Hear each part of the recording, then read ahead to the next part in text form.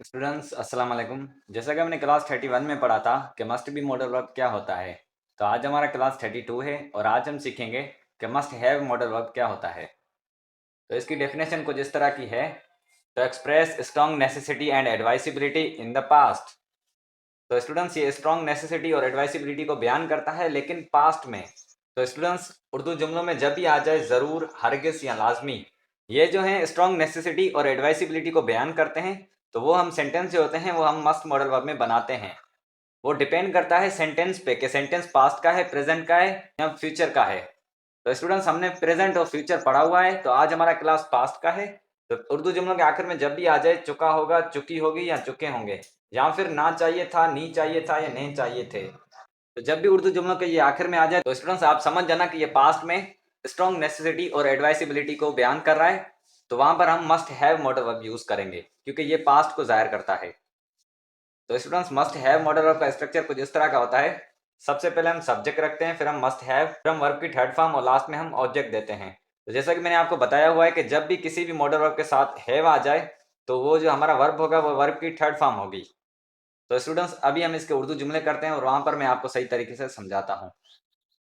Students तो यहाँ पर मैंने मस्ट हैव मॉडल वर्ब के कुछ पॉजिटिव सेंटेंस लिखे हैं। तो सबसे पहले मैं आपको पॉजिटिव स्ट्रक्चर बता दूं।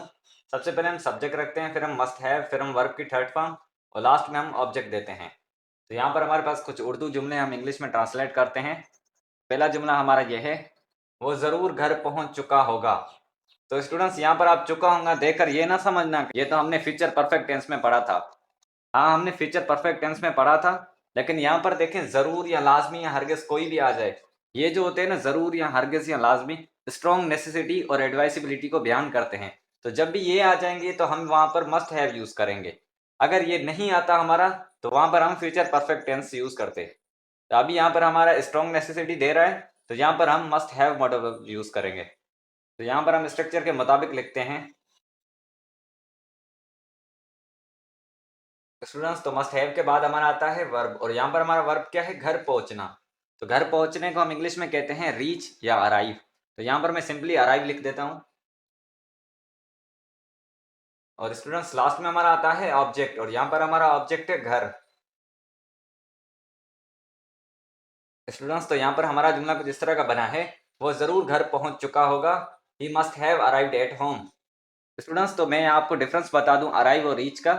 जब भी अराइव लगेगा तो वहां पर हम प्रेपोजिशन लगाएंगे। यहाँ पर देखिए मैंने प्रेपोजिशन लगाया हुआ है क्योंकि यहाँ पर हमने अराइव रखा है। अगर यहाँ पर हम रीच लिखते तो वहां पर हम प्रेपोजिशन इस्तेमाल नहीं करते। तो जब भी अराइव आ जाए तो आप प्रेपोजिशन यूज करना, जब रीच आ जाए तो आप प्रेपोजिशन यूज नहीं करना। तो ये हम प्रेपोजिशन आगे जाकर पढ़ेंगे। तो यहाँ पर हमारे पास दूसरा जुमला है, तुम्हें हरगिज कॉलेज जाना चाहिए था।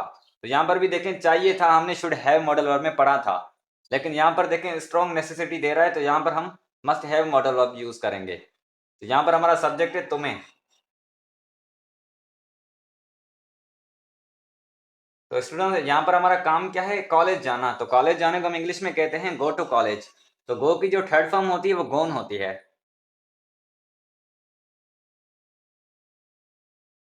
स्टूडेंट्स तो यहाँ पर हमारा जुमला कुछ इस तरह का बना है, तुम्हें हरगिज कॉलेज जाना चाहिए था, you must have gone to college.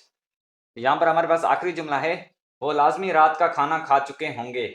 तो स्टूडेंट्स यहाँ पर देखें चुके होंगे, जो हमारा सब्जेक्ट है वो बहुत ज्यादा है, तो यहाँ पर हमारा सब्जेक्ट है दे। तो यहाँ पर हमारा काम क्या है, खाना खाना। तो खाना खाने को हम इंग्लिश में कहते हैं ईट। तो जो ईट की जो थर्ड फॉर्म होती है वो ईटन होती है। और लास्ट में हमारा आता है ऑब्जेक्ट, और यहाँ पर हमारा ऑब्जेक्ट है रात का खाना। खाने को तो वैसे हम फूड कहते हैं, लेकिन जो हमारा रात का खाना होता है उसे हम इंग्लिश में कहते हैं डिनर। स्टूडेंट्स तो यहाँ पर हमारा जुमला कुछ इस तरह का बना है, वो लाजमी रात का खाना खा चुके होंगे, they must have eaten dinner. तो स्टूडेंट्स ये थे हमारे मस्ट हैव मॉडल वर्ब के कुछ पॉजिटिव सेंटेंस। तो अभी हम इसके नेगेटिव सेंटेंस करते हैं। तो नेगेटिव स्ट्रक्चर भी बहुत ही आसान है, सिर्फ हम मस्ट के बाद नोट लगाते हैं। तो चले हम लिखते हैं। स्टूडेंट्स तो यहाँ पर मैंने मस्ट हैव मॉडल वर्ब के कुछ नेगेटिव सेंटेंस लिखे हैं। तो सबसे पहले मैं आपको नेगेटिव स्ट्रक्चर बता दूं। सबसे पहले हम सब्जेक्ट रखते हैं, फिर हम मस्ट नॉट, फिर हम हैव, फिर हम वर्ब की थर्ड फॉर्म और लास्ट में हम ऑब्जेक्ट देते हैं। तो यहाँ पर हमारे पास कुछ जुमले हम इंग्लिश में ट्रांसलेट करते हैं। तो पहला जुमला हमारा ये है, अहमद ज़रूर मेला नहीं लगा चुका होगा। तो यहाँ पर भी देखें ज़रूर आया है और ये हमारा नेगेटिव सेंटेंस है। तो यहाँ पर हमारा सब्जेक्ट है अहमद।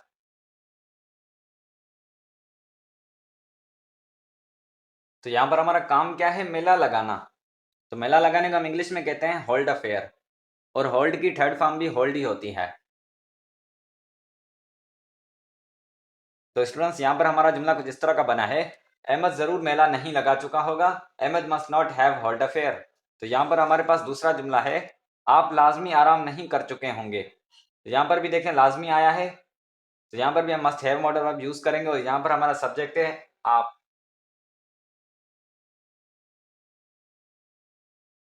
तो यहाँ पर हमारा काम क्या है, आराम करना। तो आराम करने को हम इंग्लिश में कहते हैं टेक रेस्ट, और जो टेक की थर्ड फॉर्म होती है वो टेकन होती है।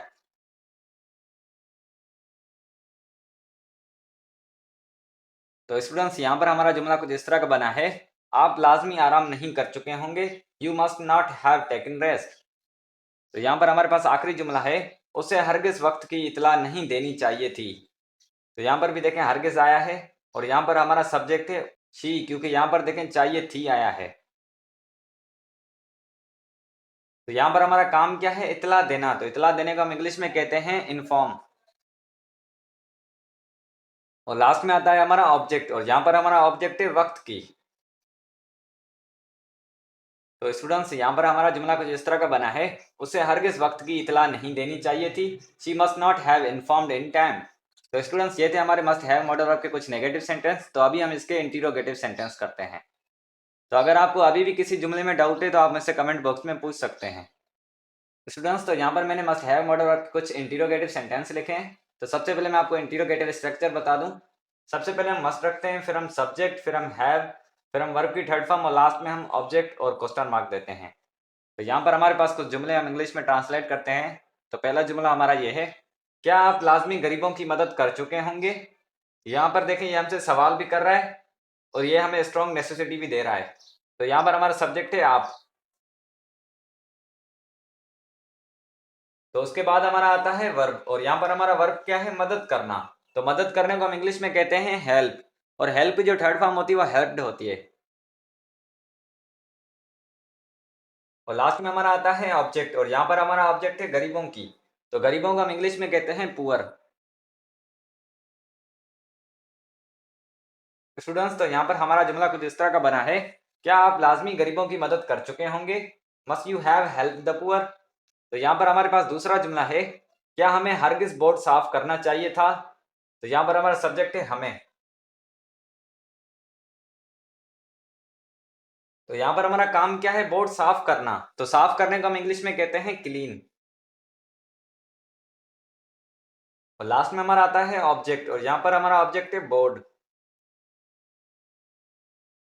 स्टूडेंट्स तो यहाँ पर हमारा जुमला कुछ इस तरह का बना है, क्या हमें हरगिज बोर्ड साफ करना चाहिए था, must we have clean the board. तो यहाँ पर हमारे पास आखिरी जुमला है, क्या मुझे क्लास में जरूर अंदर आना चाहिए था। तो यहाँ पर हमारा सब्जेक्ट है मुझे। तो यहाँ पर हमारा काम क्या है, क्लास में अंदर आना। तो अंदर आने को हम इंग्लिश में कहते हैं कम। तो स्टूडेंट्स लास्ट में हमारा आता है ऑब्जेक्ट, और यहाँ पर हमारा ऑब्जेक्ट है क्लास में अंदर आना। तो स्टूडेंट्स यहाँ पर हमारा जुमला कुछ इस तरह का बना है, क्या मुझे क्लास में जरूर अंदर आना चाहिए था, must I have come in the class. तो स्टूडेंट्स कम की जो थर्ड फॉर्म होती है वो भी कम ही होती है, लेकिन इसकी जो सेकंड फॉर्म होती है वो कैम होती है, सिर्फ यहाँ पर ए आ जाता है। तो स्टूडेंट्स ये थे हमारे मस्ट हैव मॉडल वर्ब के कुछ इंटीरोगेटिव सेंटेंस। तो आज की हमारी वीडियो इतनी ही थी। अगर आपको अभी भी किसी जुमले में डाउट है तो आप मुझसे कमेंट बॉक्स में पूछ सकते हैं। तो अगर आपने अभी तक मेरे चैनल को सब्सक्राइब नहीं किया तो चैनल को सब्सक्राइब कर दें। चैनल का नाम है PNL इंग्लिश चैनल। तो अगर आपको वीडियो भी अच्छा लगा हो तो वीडियो को भी लाइक करें। तो मिलते हैं नेक्स्ट वीडियो में। टेक केयर, अल्लाह हाफिज़।